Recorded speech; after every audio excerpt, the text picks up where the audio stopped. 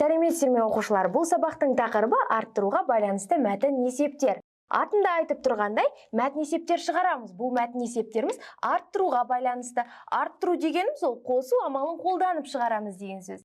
Мінекей қосу амалы. Олай болса, мен сендерге ұсынатын мәтін есепті оқимын. Мұқият тыңдаңдар балалар.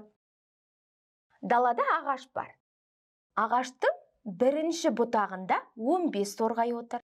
Екінші бұтағында бірінші бұтаққа қарағанда 16 торғай артық отыр. Сұрақ: екінші бұтақта неше торғай отыр? Көрдіңдер ме? Мен мәтін есепті оқыдым. Ал енді бізге бірінші шартын құрып алу қажет. Жалпы мен айттым, далада ағаш бар, оның екі бұтағы бар. Бірінші бұтағында 15 торғай, екінші бұтағында неше торғай екендігі белгісіз. Бірақ бірінші бұтақтағы торғайлардың санына қарағанда 16-ға артық. Демек, қосу амалын пайдаланамыз. Олай болса, балалар, есептің шартын жазып алайық. Менімен бірге жазып отырыңдар. Бірінші бұтақта, мінекей, 15 торғай отыр. Торғай сөзін қысқартып Т әрпімен жазамыз. Келесі екінші бұтақта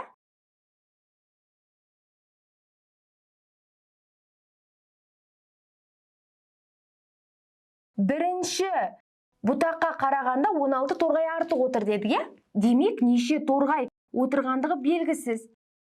Қысқартылған сөздің соңына нүкте қоюды ұмытпаймыз. Жазамыз: 16 торғай артық отыр. Бірінші бұтақтағы торғайларға қарағанда. Ал бізге қараңдар, табу қажет екінші бұтақта неше торғай отырғандығын. Есептің жалпы шартын құрып алдық, балалар. Көрдіңдер ғой? Енді сендерге бірінші бұтақта, екінші бұтақта деп сөз қылып жазғыларың келмесе, яғни дәл осылай ұзақ болып кетеді десеңдер, былай жазсаңдар болады.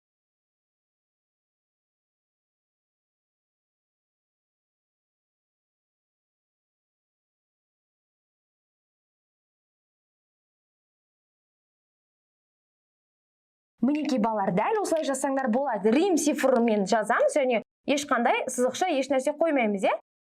Алмастырып жазсаңдар болады. Бұл да мен сендерге көрсеткен өте тиімді жеңіл нұсқамның бірі деп қабылдаңдар.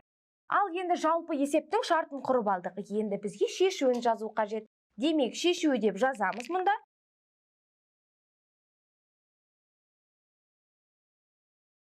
Мінекей шешуі. Өрнек құру қажет. Бірінші бұтақта 15 торғай отырса, екіншісінде оған қарағанда 16 торғай артық отыр деді. Демек, екінші бұтақтағы торғайлардың санын табу үшін бірінші бұтақтағы торғайлардың санын 16 торғайға арттырамыз. Арттырамыз деген қосу амалын қолданамыз. Яғни 15-ке қосамыз 16-ны тең. 15-ке 16-ны баған түрінде қосайық мұнда. 5-ке 6-ны қосамыз 11, бір-бірлігін жазып, бір ондығын ойда сақтаймыз. Ондықтарымыз 1-ге 1-ді қосамыз 2, ойдағы 1 мен 3 болады. Жауабы 31 екен. Мінекей. Демек, балалар, екінші бұтақта 31 торғай отыр екен. Ал жалпы есептің жауабын таптық, енді оны жазу қажет. Жауабы деп жазамыз, мұқият қарап отырыңдар. Жауабын жазғанда сұраққа назар аударамыз. Менде мынандай сұрақ болды. Екінші бұтақта неше торғай отыр? Сонда сұрағымда неше деген сұраулы сөз болды, балалар. Дәл осы неше деген сұраулы сөзді өзіміздің жауаппен алмастырамыз. Яғни нешенің орнына 31-ді жазамыз. Жазамыз: екінші бұтақта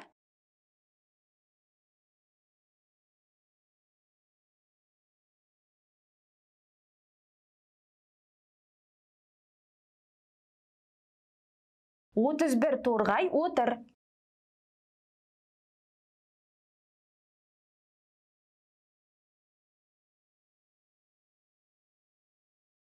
Мінекей балалар, жалпы арттыруға байланысты алғашқы мәтін есебімізді шығарып болдық.